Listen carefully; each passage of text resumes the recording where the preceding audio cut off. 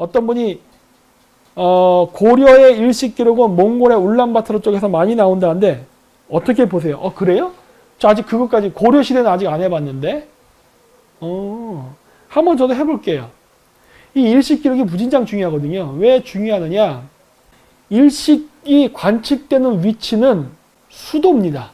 수도. 왕이 있는 지역에서 천문을 관측하게 돼 있어요. 왕이 있지 않은 지역에서 천문을 관측하는 경우는 없다라고 봐야 돼요. 불가능해요. 그거는. 왜냐?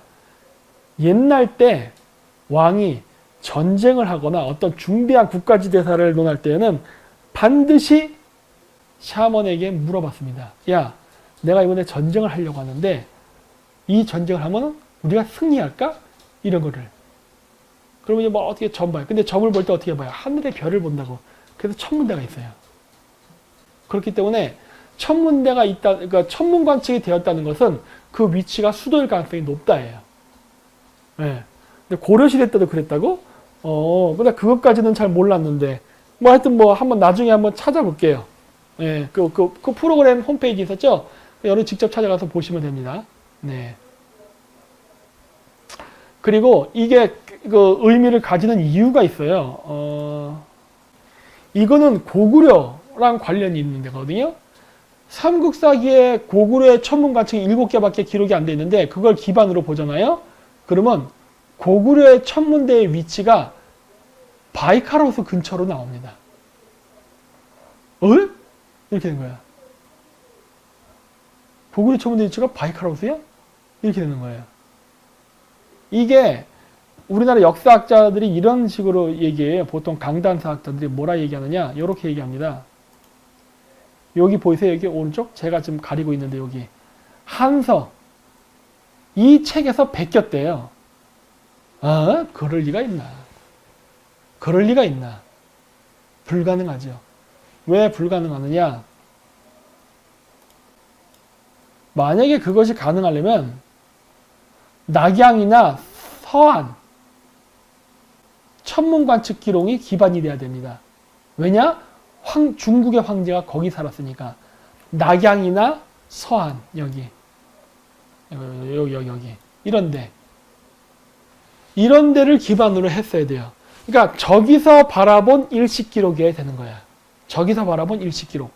그런데 신라 그러니까 삼국사기 기록에 의하면 고구려 백제 신라의 천문 관측 위치가 신라는 양자강 유역, 백제는 북경 근처, 지금 중국의 북경, 그리고 고구려는 저쪽 바이카로스 근처입니다. 올라노대 근처. 왜? 이러는 거예요. 이게 왜 중요한지 아세요? 낙양에서, 그러니까 중국 역사책을 우리가 만약에 베꼈다고 하면요. 그 천문 관측 기록을. 그러면 우리나라 삼국사기에 나오는 일식 기록과 중국 기록이 같다는 거는 그 위치가 같다예요. 아니 이게 말이 되나 그러면? 신라 왕과 그러면 중국의 황제가 같은 지역에 살았어? 이렇게 되는 거예요. 그 불가능해요. 그리고 천문 관측을 중국 애들이 여태까지 동이, 서육, 남만, 북쪽 해서 야만족이라 그랬잖아요. 근데 야만의 땅에 천문 관측을 했던 기록이 있다는 얘기는 뭐다? 그 나라는 독립국가라는 소리입니다. 네. 천문 관측을 별도로 했다는 소리는 독립국가라는 소리예요, 이게. 중국의 동북공정이 그래서 안 되는 겁니다. 고구려가 중국 변방 소수 정권이라면서요. 지방 영주라며? 아니에요. 지방 영주라면은 천재를 지낼 수가 없어요. 천재는 오로지 황제만 지내는 거예요. 우리나라에서 제사 지낼 때 제사는 장남이 지내는 것처럼 천재는 황제만 지낸다고.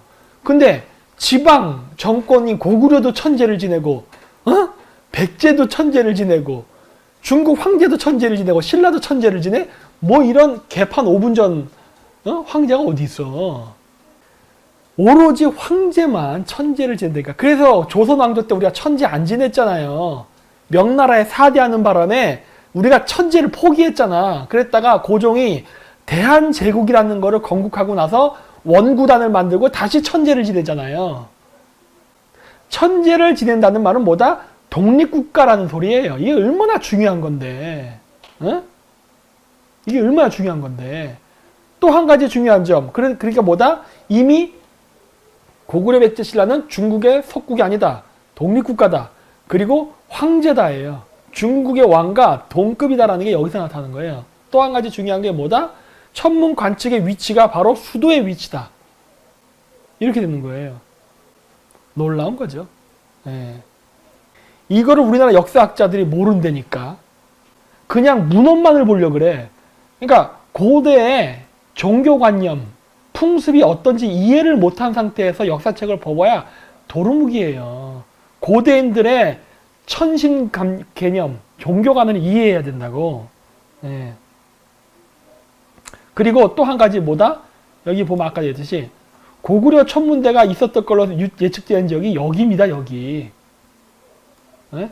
물론 고구려는 유목민족이었기 때문에 여름엔 더우니까 북상을 하고 겨울에는 추우니까 남쪽으로 내면서 남북으로 움직입니다. 유목민족이 원래 그렇게 움직인다고 했죠? 그래서 독일에도 여름궁전, 겨울궁전, 러시아에도 여름궁전, 겨울궁전, 몽골에도 가면은 몽골의 보그드한의 여름궁전, 겨울궁전, 항상 여름, 겨울 궁전, 겨울 같이 있어요. 왜냐? 유목민은 이동을 하니까. 근데 박지원의 열하일기를 보면은 조선에서 만주를 거쳐 북경을 갈 때 이 지역에 평양이라는 도시 이름이 5개인가 7개인가 있었다 그래요. 조선 사람이 아는 평양은 한반도에 있는 이 북한 땅에 있는 평양 하나밖에 모르는데 박지원의 열하일기에 의하면 평양은 중원 땅에 여러 군데 있었다. 왜? 고구려는 기만 민족의 자손이었기 때문에 이동을 하거든요. 그러다 보니까 평양성이라는 이름이 이렇게 여러 군데 산지했겠지. 근데 그게 하필이면 이 지역이야. 왜? 유목민족이니까 왔다 갔다 왔다 갔다 하니까. 그러니까 고구려의 겨울 영토 지역인 이 지역에 평양이라는 지명이 나온 건 지극히 정상이죠. 문제될 게 하나도 없죠. 심지어 몽골 동부 지역에서 고구려 성터가 발견됐습니다. 그것도 무려 5개나. 우리나라 역사학자들이 이런 얘기 해요? 안 하잖아. 가서 조사는 하나? 응? 고구려 성터가 발견됐다고 몽골 역사학자가 얘기하는데도 한국의 역사학자는 관심도 안 갖죠. 그럴 리가 없어. 그럴 리가 없어. 저기는 고구려가 영계서부터 만들었던 천리장성의 바깥이야. 고구려는 야오닝성, 흑룡강성, 길림성 이쪽에 있었던 거지 여기는 고구려랑 상관없어. 그럴 리가 없어. 이래버린다고. 응?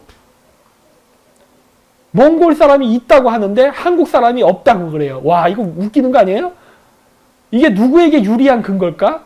몽골 사람이 야 여기 고구려 성터 발견됐다. 그럼 우리 입장에서 뭐야? 여기까지가 고구려의 땅이네? 이렇게 되는 건데 우리나라 역사학자는 뭐라 그래요?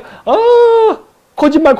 저 새끼 저 몽골 역사학자 환빠. 듣지 마세요. 안 들려. 이 짓 하고 있는 거라고. 어? 웃기는 거죠? 네. 이러고 있는 거예요 지금. 근데 삼국사기라는 우리나라의 정사 역사책을 보면 고구려의 천문대가 울란우대 근처래. 그럼 맞겠네. 가깝잖아. 맞을 가능성이 있잖아 그러면. 그럼 이거 조사해봐야 되는 거 아닌가? 근데 조사 안 하겠다 야. 아니 뭐 이런 경우가 다 있어? 우리나라 역사학자들은 연구 안 해? 네? 연구해야지.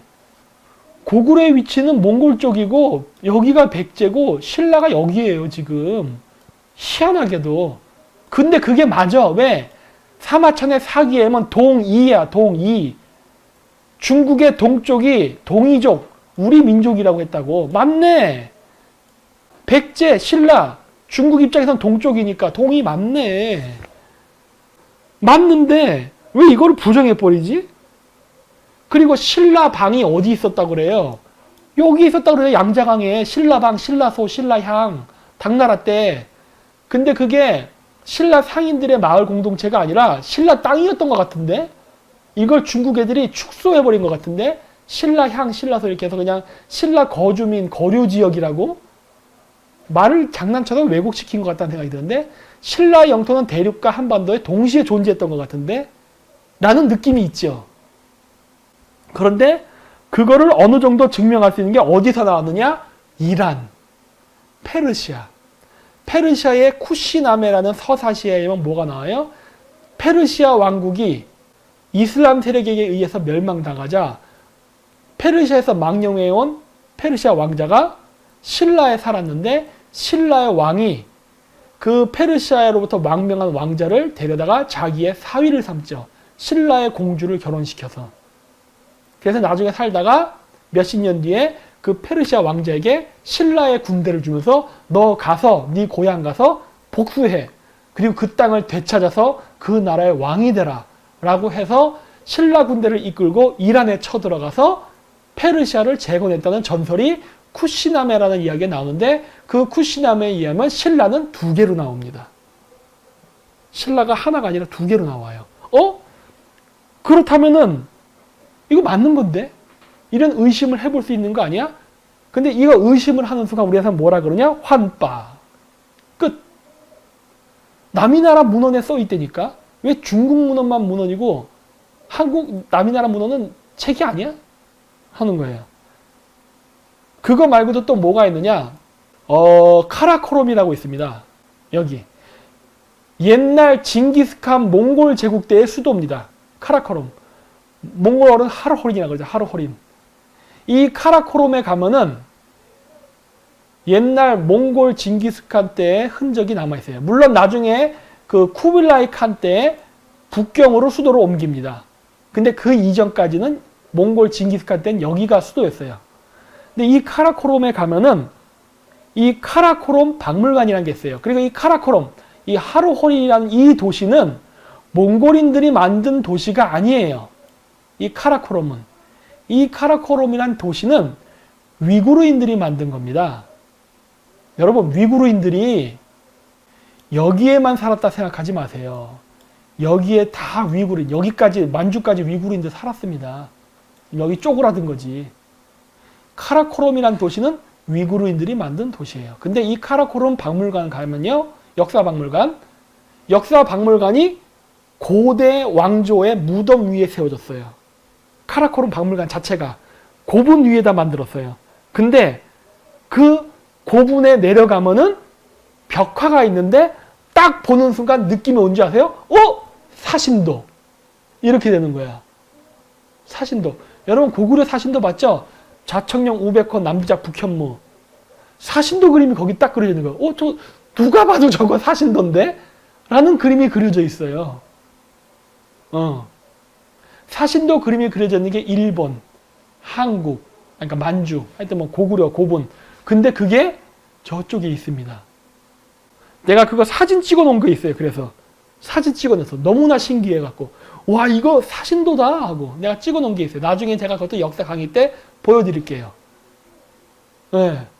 뭐 일본에도 이때문에 사신도 요만하게 그려놓은 거 뭐. 근데 일본 사람들이 그거 뚜껑 열면은 이 무덤의 주인이 고구려이다 할까봐 숨기고 안 보여주고 막 이게 공기가 들어가면 부패되고 어쩌고 해서 공개 안 하잖아요. 이게 마이크로 카메라로만 보여줬는데 이게 사신도가 있다는 거 보여줬잖아. 조그만 용. 근데 그거는 무진장 커요. 3m 그림이야. 거대하다니까.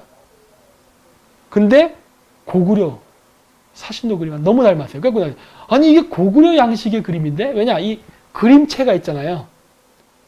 그림체. 이 화가마다 그림 스타일이라는 게 있잖아요. 고호라던가 뭐 이렇게 고갱 이런 사람들 그림 보면 서로 스타일이 다르죠. 그 그림 스타일 체가 있다고. 근데 그게 고구려처럼 생겨. 아무리 봐도 고구려 그림이야. 이 그림이. 야 신기하다 그랬다고. 근데 아무도 얘기를 안 합니다. 안타깝죠? 안타까워. 네. 그러니까 카라코롬은 울란우데에서 이 위쪽에 있어요. 고구려의 천문 관측대가 여기 있었다면 이게 과연 황당할 수 있을까? 아니, 가능성이 있다라고 봐요. 그리고 천문 관측을 울란우데에서 했다는 거 무슨 말이에요? 중국인들에게는 북쪽의 돼지나라 라고 했는데 얘들이 천문 관측을 하네? 그 얘기는 뭐다? 여기 문명국이 있었다. 중국에게는 중원의 지역, 중하문명, 시안, 낙양 이쪽이 아닌 저 멀리 떨어진 몽골 초원에 천문 관측이 가능한 고도의 발달된 문명이 존재했다. 이게 중요한 거야. 또 하나, 남쪽에 야만족이 산다고 했는데 웬걸? 실러 관측지가 양자강에서 나타나네? 여기 야만족의 땅 아니야. 아니다. 문명국이 존재했다.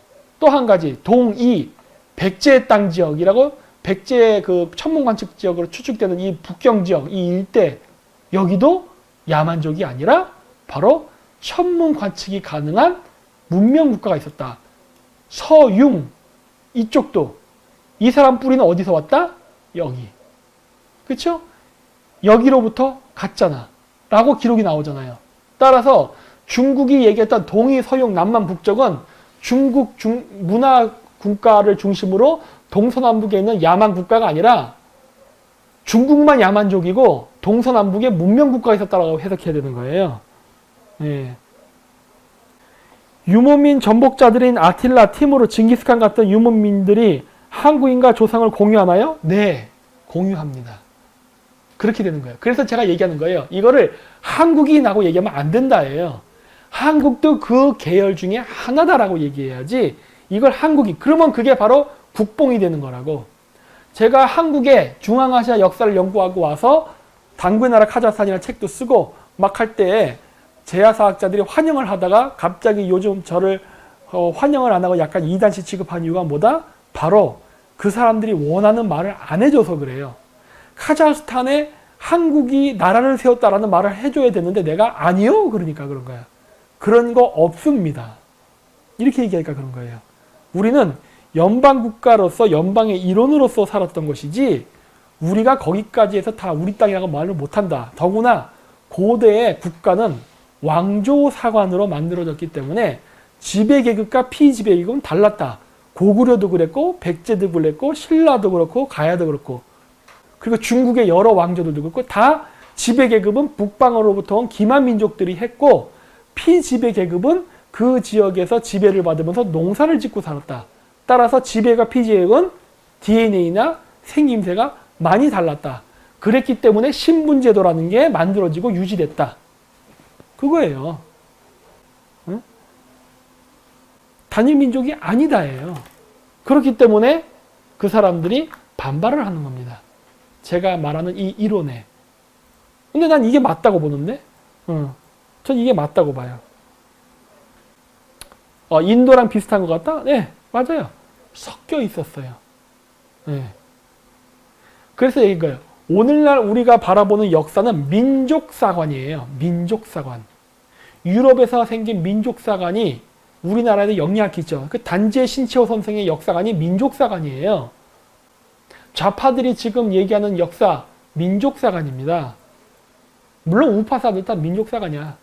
그래서 우리나라 영토에서 발견되는 모든 역사는 다 한국의 역사라고 얘기하는 거예요. 물론 여기서 이건 이제 강단사학과, 제야사학과는 잃어버린 영토까지 포함해서 거기의 역사까지 다 모두 한국의 역사. 뭐 아주 틀린 말은 아니야. 하지만 고구려인과 신라인이 같았을까 하는 거예요. 아니, 달랐습니다. 왜? 삼국사기를 기준으로 해서 삼국사기에 기록되어 있는 왕의 이름, 그 다음에 관직명, 그리고 뭐 지명 이런 것들을 보면은 둘은 혼혈되어 있다예요. 하지만 고구려 쪽에는 몽골계가 더 많았다. 신라는 투르크계가 더 많았다. 왜? 이름 때문에. 이것도 내가 나중에 역사 강의 때 할게요. 지금 준비 중에 있으니까. 네.